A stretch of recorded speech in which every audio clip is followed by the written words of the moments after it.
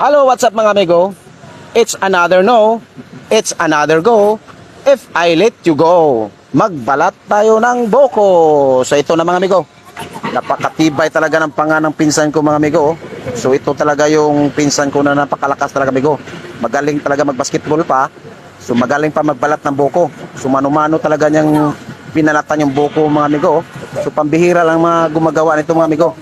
So sa Bohol talaga amigo. So ito talaga yung kabataan ito. So ito talaga yung hindi na aasa ng ano to, ng sundang kung tawagin. Kung manguha kami ng boko mga amigo, so pangano talaga ginagamit yan. Kahit saan kami mapunta doon sa mga kabundukan mga amigo. Kahit na napunta ng Cebu to mga amigo, yan pa rin yung ginagawa nito. Nagbabalat pa rin ng boko. Ang tibay talaga ng ngipin niya mga amigo.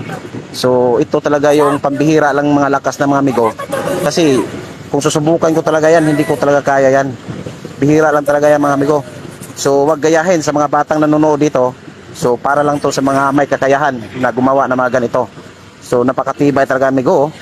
Grabe, easy lang sa pinsan ko na talaga.